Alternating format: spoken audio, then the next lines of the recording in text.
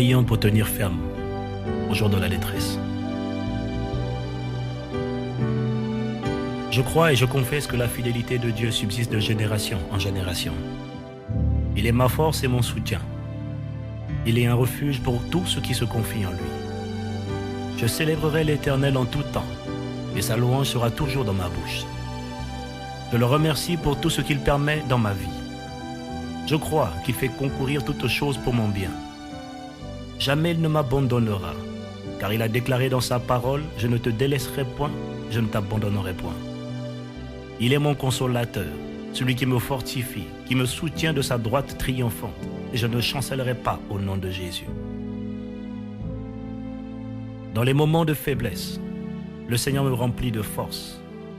Il donne de la force à celui qui est fatigué, et il augmente la vigueur de celui qui tombe en défaillance. Alors que des plus jeunes que moi se fatiguent et faiblissent, le Seigneur renouvelle mes forces. Il apaise mon cœur et me donne du repos au milieu de la tribulation. Parce que je me confie en lui, le Seigneur me fait prendre mon envol comme l'aigle.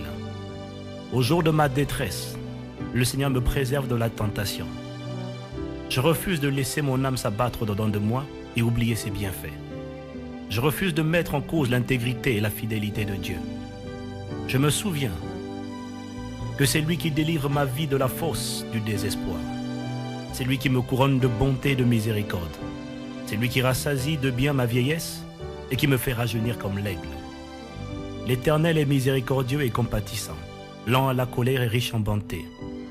Comme un père a compassion de ses enfants, il a compassion de ceux qui le craignent. Il ne conteste pas sans cesse. Il ne garde pas sa colère à toujours. Il se souvient que je ne suis que poussière. Il ne permettra pas que je sois tenté au-delà de mes forces. C'est pourquoi je ne crains pas les mauvaises nouvelles. Mon cœur est ferme, confiant en l'Éternel. Mon cœur est affermi et je suis libéré de toute forme d'angoisse au nom de Jésus. Je refuse de magnifier ou d'amplifier les mauvaises nouvelles. Beaucoup de mes ennemis se moquent de moi et disent « Mais où est donc son Dieu ?» Mais je sais que mon Rédempteur vit et qu'il se manifestera certainement au temps convenable. Je verrai éclater sa gloire, car il ne me laissera jamais être confondu. Dans le mauvais jour, je revêts toutes les armes de Dieu afin de tenir ferme contre toutes les ruses du diable. Je choisis de revêtir la ceinture de la vérité. Je renonce à chercher des raccourcis en pratiquant le mensonge ou la fausseté dans le nom de Jésus. Je prends la cuirasse de la justice et je rejette tout sentiment de culpabilité au nom de Jésus. Je rejette toute tentative de l'ennemi de me faire vivre dans la culpabilité par rapport à ma vie passée, car je reconnais que Jésus a été condamné afin que je sois déclaré innocent devant Dieu. Je révoque toute parole de condamnation prononcée contre moi au nom de Jésus. Parce que je suis justifié, je renonce au désir de vengeance personnelle, car il a dit dans sa parole « À moi la vengeance, à moi la rétribution ». Je reconnais que chaque fois que j'essaierai de me faire justice, je ne pourrai plus invoquer le Seigneur comme étant celui qui me fait justice. Je prends le zèle de l'Éternel pour chaussure à mes pieds. Je rejette la paresse, la lourdeur et toute forme d'apitoiement et de repli sur moi-même au nom de Jésus. Je refuse de laisser la détresse m'empêcher de continuer de servir au nom de Jésus. Car je reconnais que si je cessais de servir, je cesserai également de grandir. Je refuse de faire de cette détresse l'objet de ma méditation et de toute mon attention au nom de Jésus. Par la grâce de Dieu, je reste focalisé, passionné pour Dieu et déterminé à réussir au nom de Jésus.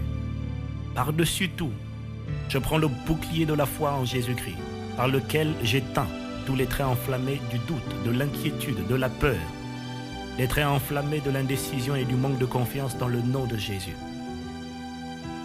Je confesse que ma foi ne sera pas ébranlée au nom de Jésus. Le Seigneur, à cause de sa bonté et de sa fidélité, me fait entrer dans le repos de la foi. Je ne m'occupe pas des choses trop grandes et trop compliquées pour moi. Je refuse de m'interroger sur des choses que je ne peux pas expliquer. Mon âme est au repos, comme un enfant sevré, dans le nom de Jésus.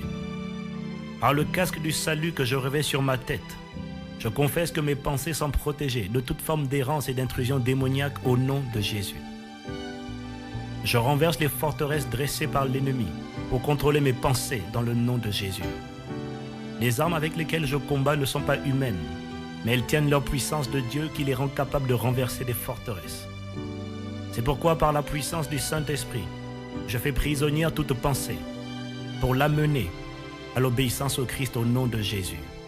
Je confesse qu'au reste, ce qui est pur, ce qui est vrai, ce qui est honorable, ce qui est juste, ce qui est vertueux et digne de louange, ce qui mérite l'approbation divine, est désormais l'objet de mes pensées au nom de Jésus.